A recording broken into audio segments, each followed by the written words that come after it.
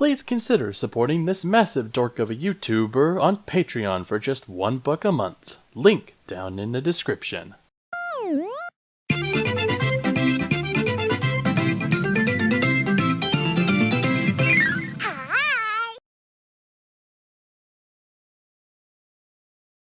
Greetings fellow gamers and welcome back to Kirby Month. You know, for such a cute little marshmallow, Kirby has to deal with some shit. All these puny little enemies are nothing compared to the big boys, the boss battles. And whoo boy does Kirby have his fair share of awesome boss battles. Countdown number 3 of Kirby Month here to deliver on the best of the bosses of the Kirby universe. The only rule I've set for myself is one boss per game, which means there will be final bosses on this list, so spoilers will be present. So without further ado, let's see what my very own true arena looks like. Onward to battle!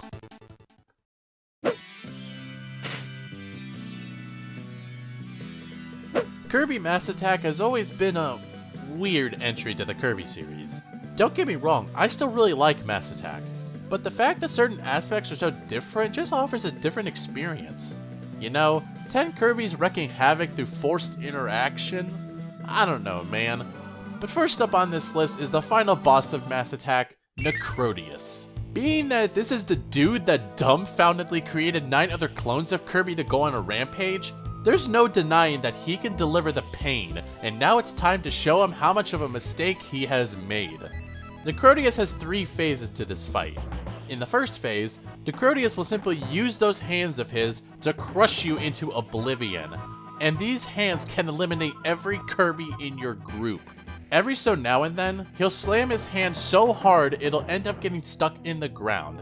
You just have to pummel the orbs on both of his hands to deactivate his hands. Once you do this, the second phase will begin. Necrotus will now form his hands together into an obvious weak spot. You just have to clobber the weak spot, but be careful your Kirbys don't stay on there for too long, as his palms can crush every single one that stays on. Necrotus will also try to zap you with balls of electricity from his fingertips. Once you destroy his hands, the final phase commences, the head. After Necrotus destroys the floor, you'll float about as he starts shooting lasers and giant balls of electricity at you. He'll also summon Scullions to get you, and you really should take them out quickly, because if you're not fast enough, a Scullion will take a Kirby straight to Necrotus to be eaten alive. All you have to do is attack the eyeball inside of its mouth enough and the battle will eventually end. This battle overall is simply thrilling as the design of the boss is awesome, the difficulty is fairly leveled, and it's just so much fun to tackle every time I replay Mass Attack.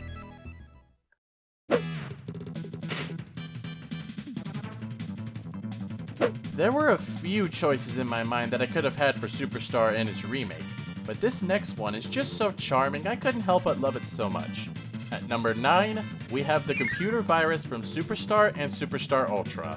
Okay, this boss doesn't exactly give off much in terms of action, but my god, this is such a fun and charming boss that makes me happy to know I'm playing a Kirby game.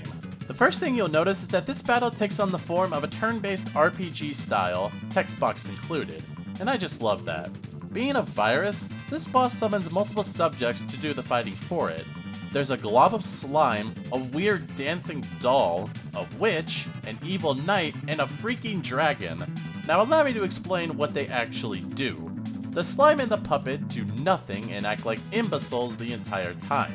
They sometimes shoot a single star at you, but this rarely happens. All of the other 3 will actually perform threatening attacks towards Kirby. The witch can cast spells of fire and ice, can shoot stars at you, and even has a spell that halves the damage it can receive from your attacks. The evil knight can shoot stars at you, has a freezing slash, can throw his knives at you, can store his power to be more powerful the next turn, and can use his shield to reduce damage the next turn by 75%.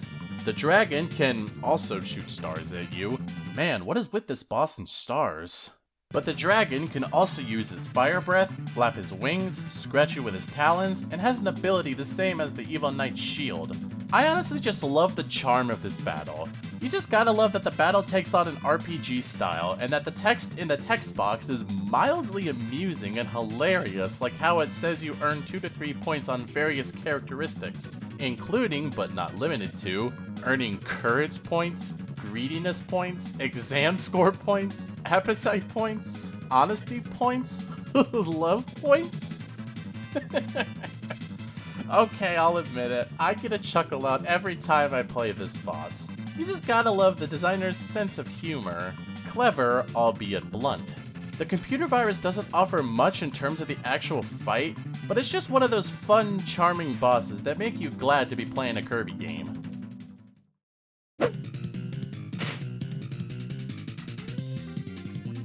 Kirby and the Amazing Mirror is by far the most underrated main series Kirby title to date.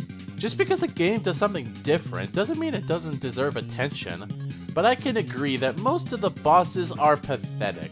But there was one that really stood out to me. It is the very king of Carrot Castle, the Mega Titan. Oh man, this thing is awesome. The first thing you'll find striking about this thing is its name and design.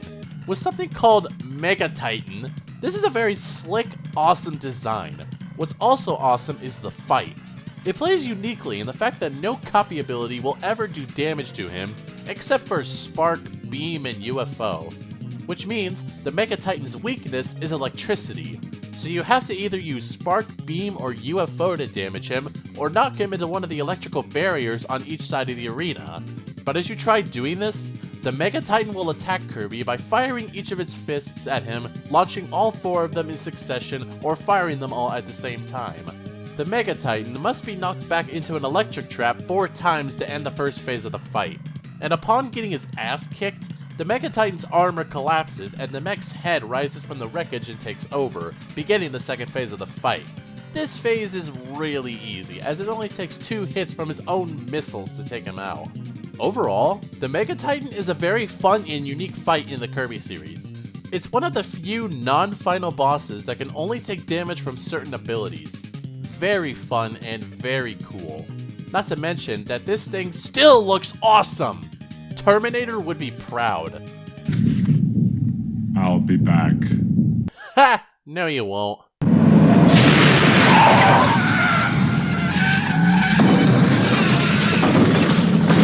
Boy, that escalated quickly.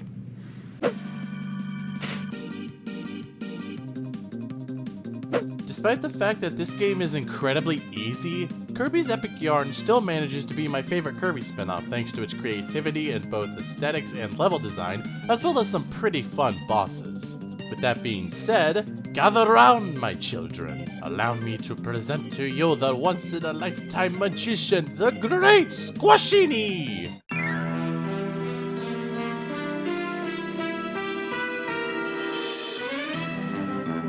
Who would have thought that not worrying about dying would result in a really fun fight? Home to a crowd of Waddle Dees at the Magician stage in Treatland, this good old jack-o'-lantern magician attempts to make this Kirby disappear. Well, doesn't this little Kirby got bad news for you, Squashini, since you're not the only one trying to perform a show here. Upon entering this dark stage, Squashini appears and starts the battle. You'll notice the giant slot machine in the middle there, but that's how Squashini uses his attacks. I shit you not, getting some massive King Boo vibes here. During this fight, Squashini has 4 different methods of attack.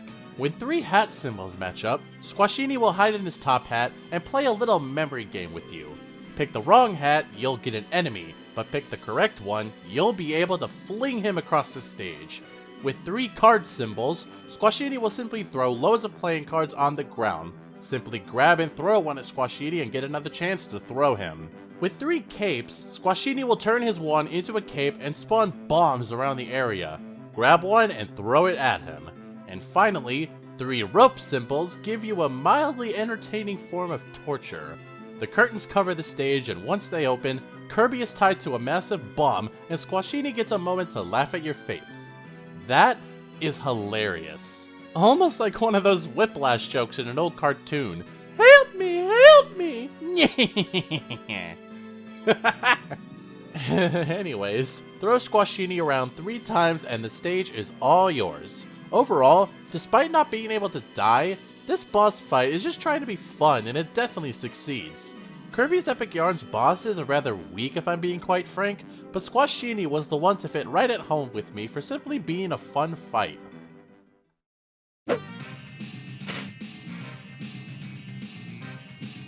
You all remember the Knights of Popstar, right? Meta Knight, Dark Meta Knight, Galactonite, Mecha Knight, all of them have their own fun and intense battle to go with them. But this spot goes to the knight who I believe is the most consistent in terms of his battle. And he's based on a butterfly.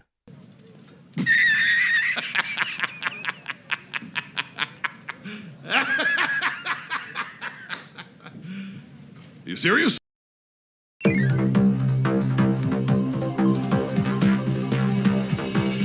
Who in their right mind decided to make a knight based on a morpho butterfly that's implied to be a being of judgment that decides the fate of those who have perished?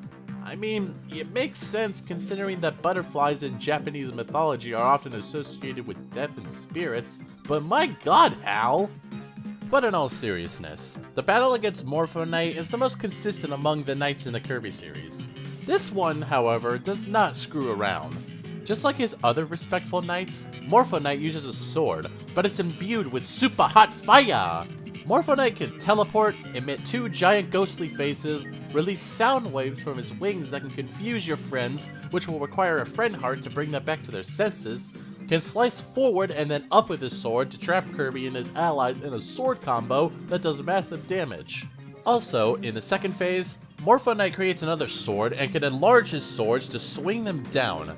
Morphonite can also create a certain number of tornadoes depending on how many players there are, and they start storming into the foreground, similar to Meta Knight and Galactonite's mock tornadoes. For a brand new knight being added to the Kirby series, Morphonite had a lot of shoes to fill with its fight, and it certainly delivered, being the most consistent battle of the knights in terms of its gameplay. Man, people give Star Allies so much hate for literally no reason.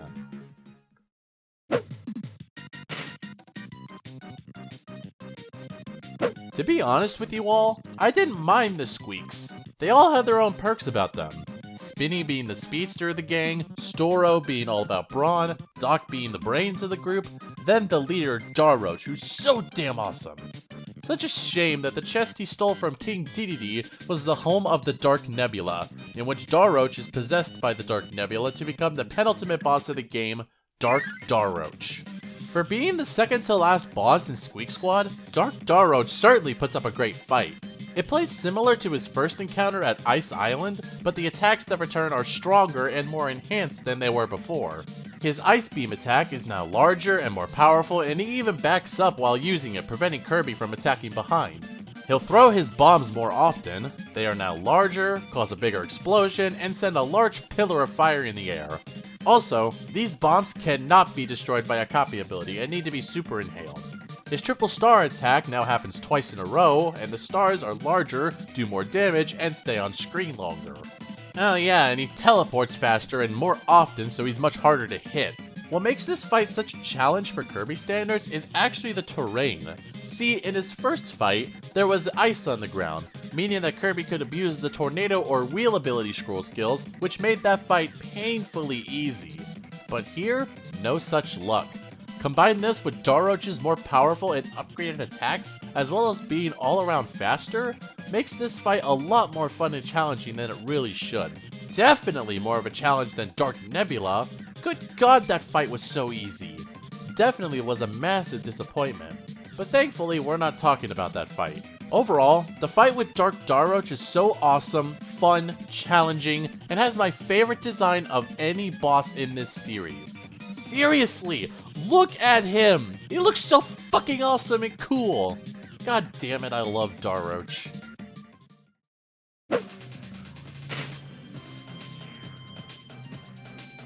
From one penultimate boss to another, we have my favorite boss fight from Triple Deluxe. So our entire drive of this game is to save King Dedede across the Dreamstalk after being kidnapped by Tyranza. Once Kirby confronts them at the end of Royal Road, Tyranza possesses Dedede into his alter ego of Masked Dedede, and this is where the battle begins.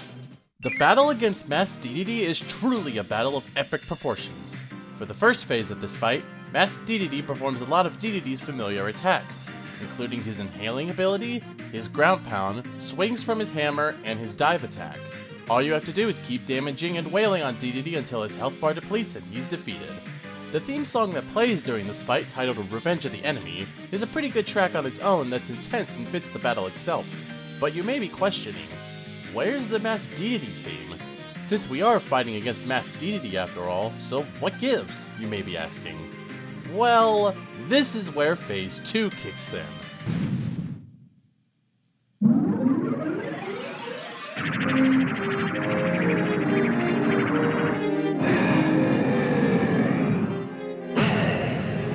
Now you know things have gotten serious. Having been buffed by Terenza's magic, Mass DDD is now on the ultimate revenge scheme by replacing his iconic hammer with a giant battle axe. Now in this second phase, Mass DDD performs a massive spin attack, a dive, can shoot energy spears from his axe, and even use his axe to spin around rapidly and become a tornado. Depending on which copy ability you bring is how easy or how moderately challenging this fight becomes, but it is always so satisfying to take down this king. I mean, this is another battle in the rivalry between Kirby and DDD. How could it not be satisfying to take down DDD, whether it be in Kirby or in Smash Bros? Not to mention, the remix of Mass DDD's theme is amazing, though I've already explained why in this video, so let's wrap this up. This battle is just so much fun. You don't exactly need to be challenging to give me an enjoyable fight, and that's what this battle accomplishes with ease. Now if all other battles with DDD were this good... I could dream, damn it!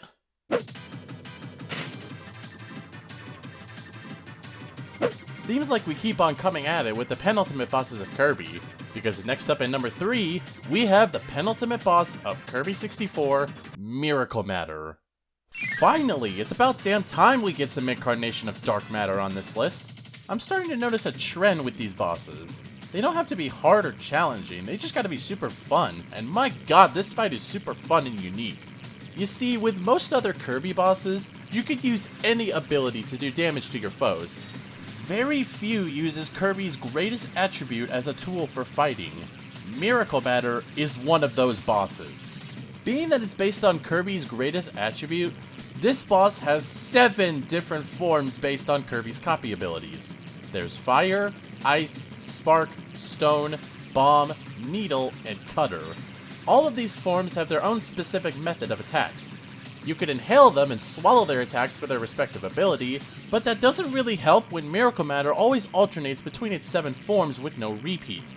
The Fire form can create massive lava columns, Ice moves around the area with ice shards circling around Miracle Matter, Spark shoots off energy beams that move faster as they go and can ricochet off Miracle Matter, Stone tries to outright crush you with small boulders, Bomb has 4 small bubbles that disband and multiply in the air, Needle tries to skewer you with its 8 spikes, and Cutter zips around the arena, eventually cutting through the ground and returning to the center. Spark is certainly the trickiest of the forms, as the beams move faster when they ricochet off of Miracle Matter, and it can get pretty hectic. Bomb, on the other hand, is probably the least threatening. I mean, come on, why the hell are these bubbles? Give me some freaking bombs! And whatever. What makes this fight so much fun is how you damage Miracle Matter. These forms need to be hit 3 times and can only be damaged against their own element, meaning you can't abuse one single copy ability to damage Miracle Matter. You're forced to alternate if you want any chance of beating this thing. This is something that's not only innovative when it comes to Kirby bosses, but it forces you to be flexible with your copy abilities and is something that has yet to be replicated correctly. This is definitely the most unique boss in Kirby history, and it shows. And of course, this fight has one of my favorite songs in Kirby history.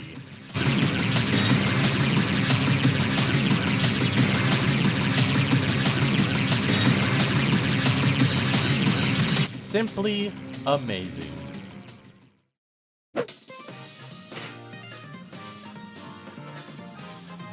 It's been a while since we've had a final boss on this list, so let's add another one. Our penultimate candidate for this list is a final boss whose fight is almost, if not more bizarre, than the entirety of anime.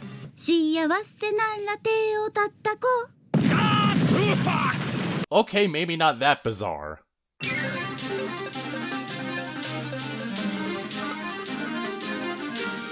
Holy crap, this fight is hectic as hell, but amazing.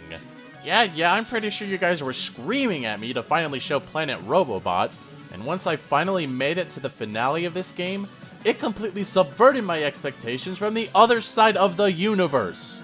Star Dream is certainly a fantastic end to this amazing game. President Haltman's dream of eternal prosperity and a developed hatred for all organic life had motivated him to go off the deep end with a wish-granting supercomputer made by the Ancients. In other words, the suspicious race of peeps who made Galactic Nova are somehow involved with dark matter. Oh boy. Yeah, I'm sure most people wouldn't want an evil supercomputer to rule the universe. I would, damn it. It gave me this awesome fight. Immediately, things go completely over the top. Out of nowhere, Meta Knight appears on his halberd and tasks Kirby to get in his Robobot and download the entire halberd! Oh my god! Now, it's on! Star Dream boots up and goes on the offensive. He conjures his lasers, missiles, enemy Robobots, giant code cubes, massive light beams, and a literal belt of asteroids to fire upon the halberd. All the while, Kirby and the halberd try to strike back with the halberd's cannons, and even giant stars through absorbing debris. That's great. Once you triumph in Phase 1, Phase 2 sees the Star Dream upload into the entire Haltman space station. Now he's returning fire with beam rings, more missiles, a laser light show, the alphabet, and slashing you with his giant arms and legs. Blast the space station to ribbons and holy shit! The space station is revealed to be Galactic Nova itself, attempting to finish you off with some, let's just say, bizarre attacks. Black holes, weather vanes, a compass that shoots beam rings, a carnivorous pocket watch, light bulbs, spy glasses, and mathematics. My reaction couldn't be any more accurate. Once the health bar depletes, Meta Knight launches Kirby towards Nova, drills through all his force fields, and literally drills through Nova's core as the Robobot gives his heart-wrenching goodbye to Kirby. I'm not crying, you're crying. Amazing. Just amazing. But no boss in the entire Kirby series can even compare to the #1 spot. You all know who it is, so let's get right into it.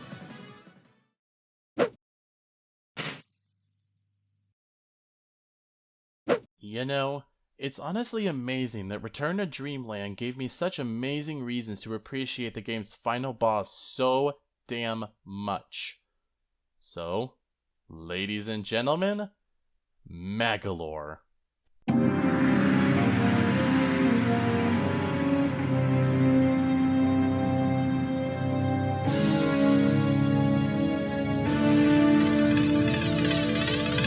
Predictable? Oh, absolutely. I'm pretty sure almost everyone has Megalor as their favorite final boss. Do I really care? No. Because holy fucking shit, I love the final boss of Return to Dreamland. Let's start on why this works on a story basis first. You first encounter Megalor at the beginning of the game needing the parts to his ship, the Lore Starcutter. Throughout the game, you collect all his parts and repair his ship, so he takes you to his homeland of Halakandra, where he says Landia is the one causing all the trouble being controlled by the Master Crown. So you beat Landia, Megalor congratulates you, then just takes the crown for himself. Oh, come on! Yes, you were being manipulated the entire game. Now, time to take this bastard down. Megalor has the most complete fight of any Kirby boss to date. You first board the Landia dragons and give chase as you enter a shooting stage to begin to tear apart the very same ship you helped Megalor restore. After you tear it to pieces, the real battle begins. And I will not be the first person to tell you that this fight is really freaking tough, and not just for Kirby standards. In the first phase, Megalor will teleport around the arena, throw out orbs of black holes, will attempt to skewer you with spikes, can launch blue fire blasts from his hand, can summon multiple mini sphere doomers to attack, and even utilize pyrokinesis. At half HP, he becomes much more aggressive and brutal, and can now create a giant star-shaped black hole and launch a powerful laser beam. All his attacks do massive damage that will require you to always be on your toes. When his health is near 0, Megalor will create a shield that can only be penetrated using the super abilities. After destroying his shield, you can now deliver the final slashdown with your Ultra Sword, leading to a power struggle. Win that and Megalor is finished.